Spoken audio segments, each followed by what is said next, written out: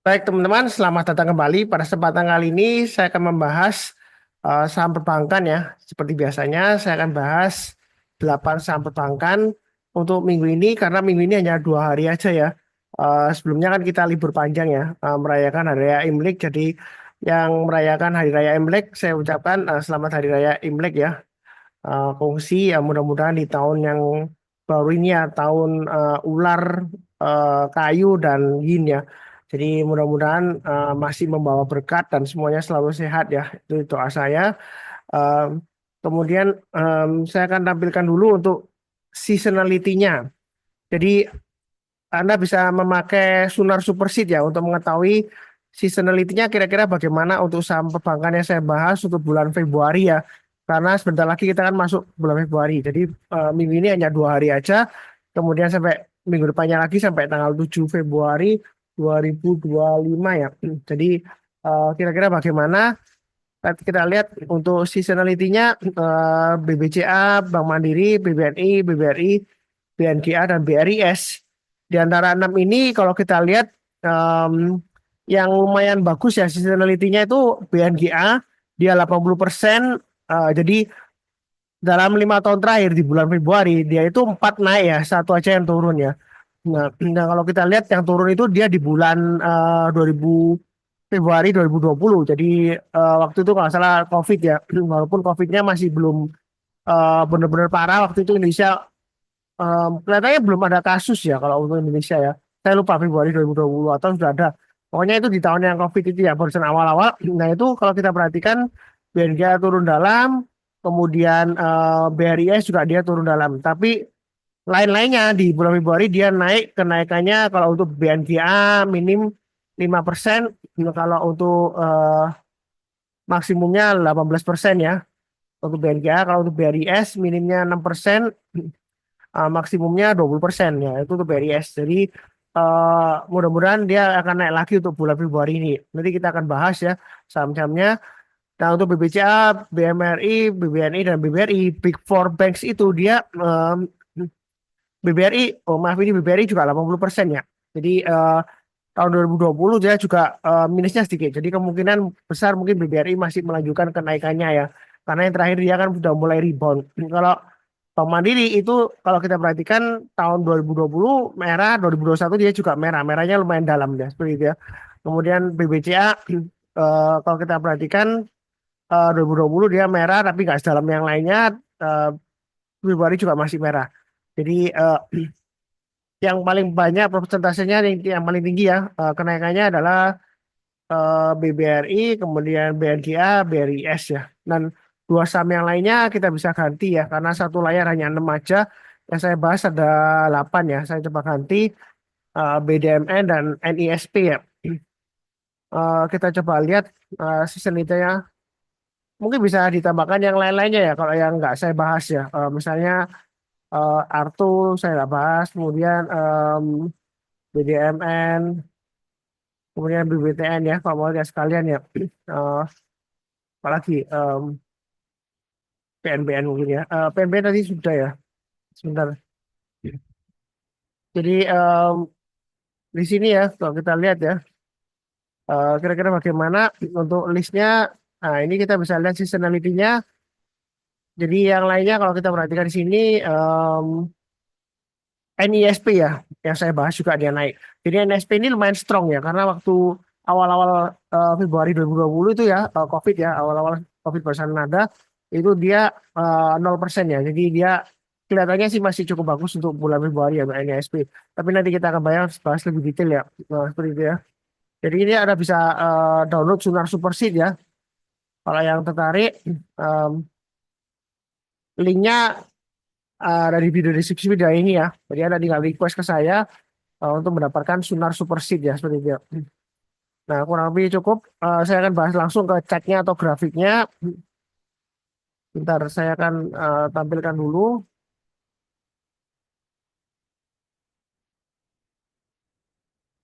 Mudah-mudahan suaranya masih jelas ya, karena hujan deras ya sekarang ya. Eh, Berarti tandanya berkat ya, mudah-mudahan ya. Oke, yang pertama yang saya bahas adalah untuk Bank Mandiri ya. Jadi kalau kita perhatikan untuk Bank Mandiri ini memang terakhir dia sudah rebound ya, MA20-nya mengarah ke atas, harga sahamnya di atas MA20-nya. Saat ini dia sedang testing area resisten 6.200. Memang sebelumnya dia hari Kamis sempat naik, kemudian dia turun ya. Jadi kalau kita perhatikan di sini untuk Bank Mandiri ini sebenarnya masih ada eh, harapan bagus ya kalau untuk melanjutkan kenaikannya. Selama dia masih bertahan di atas MA20-nya dan MA20-nya masih mengarah ke atas. Yang mau buy on weakness untuk Bank Mandiri, Anda bisa tunggu di MA20-nya sekitar 5825 atau sekitar swing low sebelumnya di sini 5.975. Jadi kalau turun untuk Bank Mandiri jangan langsung buy. Tunggu menjelang penutupan atau besok paginya kalau dia berhasil rebound mantul ke atas kita barusan buy. Atau kalau misalnya nggak dikasih kita buy high sell higher. Swing high terdekatnya kan 6.300. Jadi kalau dalam minggu ini atau minggu yang akan datang ya, minggu depannya lagi, itu dia naik ke atas 6.300, kita boleh buy atau average up pakai pas berikutnya dia akan menguji 6.400 dan 6.600. Nah, menariknya untuk Bank Mandiri kalau dia berhasil naik ke atas 6.600 yang mana eh, sudah di atasnya MA 200-nya, maka dia sudah bullish, kemungkinan besar dia akan mencapai target sekitar 7.200 sampai 7.400 ya untuk Bank Mandiri. Jadi ini masih long way to go. Memang keadaannya agak kurang meyakinkan sih. Ini doji 2, kemudian merah-merah semua ya. Jadi dia naiknya itu cenderungan dia lompat ya seperti itu ya. Jadi memang sih masih lumayan bagus karena dia close-nya masih higher high. Tapi tetap perhatikan area support level yang saya bahas ini ya. Kurang lebih cukup ya. Oke, kemudian untuk BBNI, BBNI lapangan keuangannya bagus, dia naik tipis. Nah, kalau kita lihat di sini koreksinya sebenarnya masih cukup bagus. Dia testing area resistance sebelumnya sekitar 4.600. Nah, kalau yang mau buy lebih baik tunggu aja kalau dia naik lagi ke atasnya 4.700 ya, high-nya tanggal 24 Januari ya. Kalau dia naik ke atas 4.700, kita buy naik lagi ke atas 4820, kita bisa tambah lagi average up ya. Pakai pas berikutnya 5.000 dan 5.200. Itu untuk BDNI. Atau kalau Anda mau tunggu buy on weakness, Anda bisa tunggu di 4.600 atau sekitar 4.500 ya. Nanti mungkin MA20-nya dipotong sekitar area 4.500. Jadi kalau turun jangan langsung buy ya. Tunggu kalau menjelang penutupan atau besok paginya, oh dia berhasil naik ke atas, kita bisa pasang buy atau pasang automatic order atau istilahnya kalau di Valburi ya, KB Valburi, CP itu namanya smart order ya, breakout order, smart order. Nah itu kita bisa pasang kalau dia naik, barusan kita buy. Jadi kalau misalnya belum ya kita jangan buy dulu. Ya kurang lebih seperti itu. Cukup. Berikutnya untuk BBRI. Nah BBRI ini kalau kita perhatikan memang masih tertekan ya, walaupun dia sudah mulai naik ke atas, tapi kalau dilihat dari MA20-nya, MA20-nya memang masih datar, tapi masih lumayan bagus lah. Dia nggak mengarah lagi ke bawah, sudah mulai berjuang naik. Nah, di sini area terpenting adalah sekitar area 4.090 atau 4.100. Kalau dia gagal bertahan di atasnya 4.090 atau swing low yang di sini sekitar 4.050, maka lebih baik jual dulu untuk Bank BRI ya. Karena kalau dia turun lagi di bawah 4.050, maka dia downtrendnya akan lanjut kemungkinan besar seperti itu. Bahkan dia bisa testing lagi area 3.800 ya. Mudah-mudahan aja enggak. Ini kan masih sentimen dividen. Apalagi kalau tadi kita bahas di seasonality-nya untuk Februari, 5 tahun terakhir di bulan Februari itu dia 80% naik ya seperti itu BBRI. Jadi mudah-mudahan dia lanjut naik positif. Kalau dia berhasil naik lagi ke atas 4, kalau kita lihat di sini swing high-nya 4.380, kita boleh tambah lagi yang sudah punya atau average up ya. Atau yang belum punya kalau mau buy silakan naik ke atas 4510 ya, kita tambah lagi pakai pas berikutnya dia akan menguji resisten minornya sekitar 4.700-an atau sekitar area MA 200-nya ya. Nah kalau dia naik lagi maka target pas berikutnya adalah 4.940 sampai 5.050. Jadi Bang BRI ini masih ada kemungkinan untuk naik sampai 5.000 ya, gitu ya. Mudah-mudahan laporan keuangan full year 2024-nya tidak mengecewakan. Saya nggak tahu apakah sudah keluar atau belum untuk laporan keuangan BBRI ya. Saya nggak ingat, seingat saya hanya BBRI dan Bank Mandiri. Tapi yang kalau sudah tahu, silakan tulis di komentar ya. Kira-kira uh, Anda bisa tulis laba bersihnya berapa, kemudian pendapatan bunganya berapa ya. Kalau Anda mau cantumkan sekalian, silakan ya. Kenaikannya berapa persen dibandingkan dengan tahun 2023 ya. Seperti itu ya. Naik berapa persen laba bersihnya. Ya, jadi kalau misalnya masih bagus atau dalam batas toleransi mungkin masih bisa naik lagi menjelang pembagian dividen ya sampai April ya, biasanya April ke Mei ya. Kalau lebih cukup berikutnya untuk BBCA. Nah BBCA ini memang agak aneh ya. Memang laporan keuangan laba bersihnya naik, tetapi memang ada indikasi mengalami perlambatan. Jadi dia kalau kita lihat memang sebenarnya sih awal mulanya ini tertekan karena penjualan asing sih ya.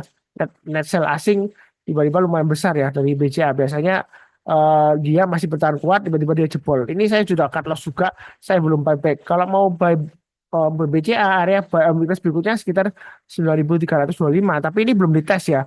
Artinya dia belum dipotong ke bawah. Jadi kita tunggu kalau dia berhasil rebound mantul ke atas. Lebih baik kalau mau buy BCA, tunggu kalau dia naik ke atas 9.550, atau kalau kita lihat di sini low-nya 9525 ya. Jadi kalau naik ke atas 9.525 kita buy, naik ke atas 9650 kita tambah lagi average up, pakai price dekatnya dia akan menguji sekitar area ini ya, resistennya sekitar area high-nya di sini, swing high ada tiga swing high yang sama 9.925.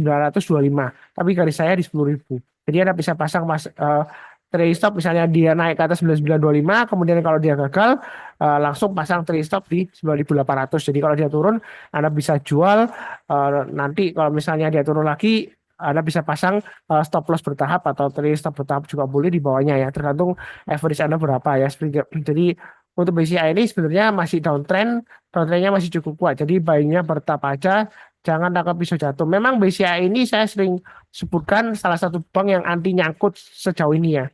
Tapi kedepannya kita nggak tahu ya. Karena sebelumnya kalau kita perhatikan waktu dia aksi korporasi stock split ya, dia pernah naik tinggi, kemudian dia sempat gap langsung turun ya. Saya lupa itu tahun 2021 atau 2022 ya. Jadi dia cepat turun tapi nggak lama lagi kan dia naik lagi. Paling nggak nunggu 1 tahun atau 2 tahun ya kita menikmati dividennya karena sejauh ini performanya bagus. Tetapi kalau kita perhatikan memang BBCA ini ada yang tanya saya, Pak Sunar, laporan keuangannya bagus, tambah bersihnya naik 2 digit kok kesamnya turun. Sama seperti sebelumnya di sini.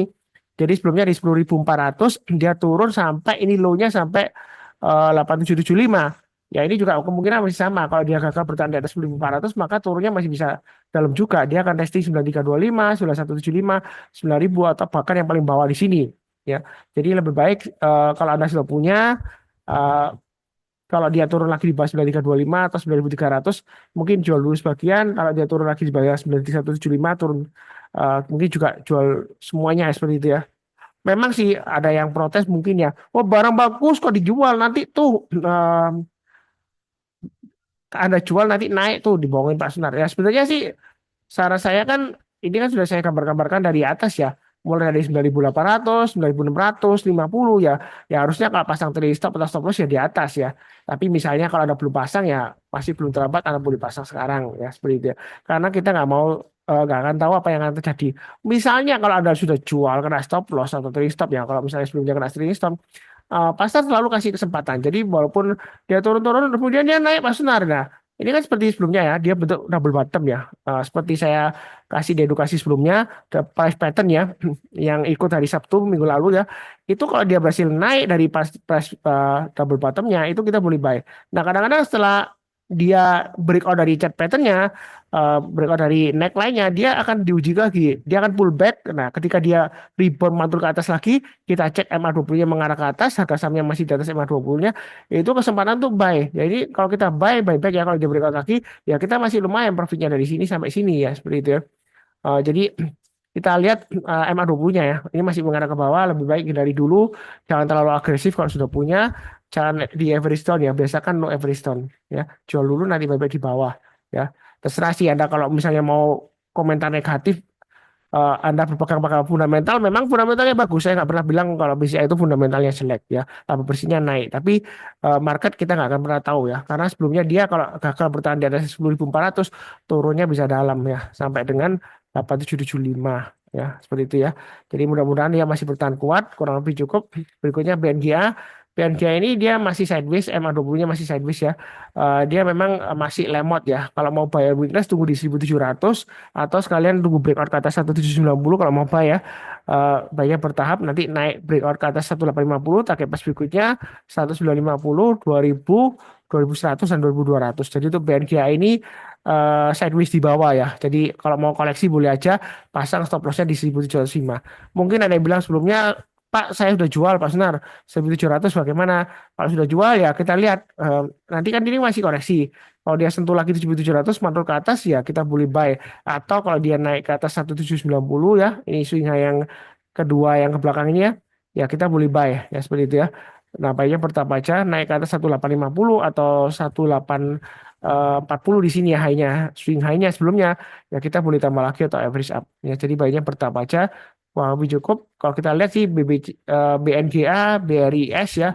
BBRI seasonality-nya di bulan Februari selama 5 tahun terakhir dia 80% naik ya. Saya sudah bahas tadi di awal ya. Kurang lebih seperti itu cukup.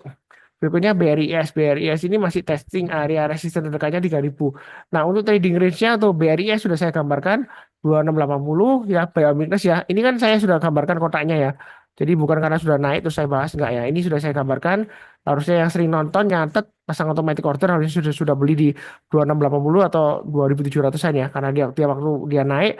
Nah, ini dia sedang menguji area resistennya sekitar 2870 sampai 2920. Kalau dalam minggu ini atau minggu depannya dia berhasil naik ke atas 2920, Anda bisa pasang eh, smart order, breakout order. Kalau dia naik kita buy. Mungkin stop lossnya Anda bisa pasang di 2780 ya kalau dia gagal ya. Nah, selama dia bertahan di atasnya 2680, saya yakin sih ini masih ada potensial untuk breakout lagi dengan targetnya sekitar 3000 sampai 3200 ya itu tuh BRIS. Memang sudah naik. Mungkin kalau yang mau tunggu di MA20-nya juga boleh sekitar area 2750 sampai 2800. Kalau turun jangan langsung buy ya. Tunggu menjelang penutupan atau besok paginya kalau dia berhasil naik ke atas ya kita barusan buy ya. Kadang beli saham itu kalau turun nggak langsung buy kenapa? Untuk konfirmasi ya. Kata kuncinya di sana.